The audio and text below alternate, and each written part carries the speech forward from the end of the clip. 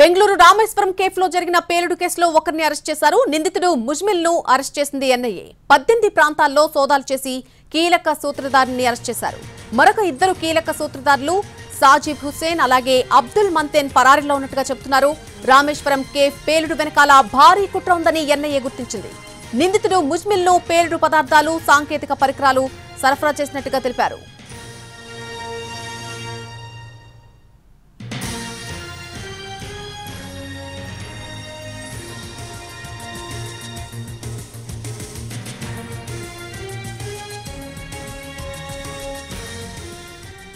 బెంగళూరు రామేశ్వరం కేఫ్లో జరిగినటువంటి పేలుడు కేసులో ఒక వ్యక్తిని అరెస్టు చేయడం జరిగింది. నిందితుడు ముజ్మిల్ ను అరెస్ట్ చేసింది ఎన్ఐఏ. దీనికి సంబంధించి పూర్తి అప్డేట్ మా ప్రతినిధి రమేష్ వైట్ల అందిస్తారు. రమేష్ వైట్ల, బెంగళూరులోని రామేశ్వరం కేఫ్ లో జరిగిన పేలుడు కేసు సంబంధించి ఎన్ఐఏ ఒక కీలక వ్యక్తిని అరెస్ట్ చేసినట్లుగా ప్రకటించింది. దీంట్లో ముజ్మిల్ షరీఫ్ అనే వ్యక్తిని అరెస్ట్ చేసినట్లు పేర్కొంది. అయితే మొత్తం 3 రాష్ట్రాల్లో సోదాలు నిర్వహించిన తర్వాత 18 చోట్ల తనిఖీలు చేసిన తర్వాత ముజ్మిల్ ని అరెస్ట్ చేశామని చెప్తున్నారు. అయితే వీరితో పాటు ముసవిల్ షాహిద్ హుసేన్, అబ్దుల్ మతీన్లు బ్లాస్ట్ కు పాల్పడినట్టుగా గుర్తించాము. అయితే వాళ్ళిద్దరు కూడా ప్రస్తుతానికి పరారులో ఉన్నారు. వాళ్ళ కోసం వెతుకుతున్నట్లు చెప్తున్నారు. అయితే ముజ్మిల్ షరీఫ్ ముఖ్యంగా చూసినట్టయితే అతను ఐఈడితో పాటుగా టెక్నికల్ ఎవిడెన్స్, తర్వాత పెద్ద ఎత్తున ఎలక్ట్రానిక్ డివైస్ ను కూడా సమకూర్చినట్లుగా చెప్తున్నారు.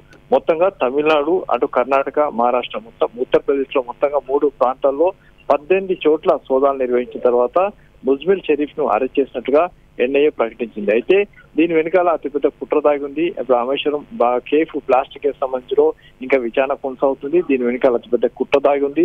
కాబట్టి ఇంకా ఇద్దరు ప్రస్తుతానికి పరారులో ఉన్నారు. పరారులో ఉన్న వాళ్ళని పట్టుకుంటే మరిన్ని విషయాలు కూడా వెలుగులోకి వచ్చే అవకాశం ఉంది. కాబట్టి వాళ్ళని కూడా పట్టుకునేందుకు ప్రయత్నాలు కొనసాగుతున్నాయి. అయితే ఈ సోదాల్లో ఇప్పటికీ తాము పెద్ద ఎత్తున ఎలక్ట్రానిక్ డివైస్ తో పాటు పెద్ద ఎత్తున నగదును కూడా స్వాధీనపరుచుకున్నామని చెప్పి అటు అధికారులు చెప్తున్నారు. ఏదేమైనా కూడా కీలకంగా ఉన్న ముజ్మిల్ షరీఫ్ ని అరెస్ట్ చేశాము.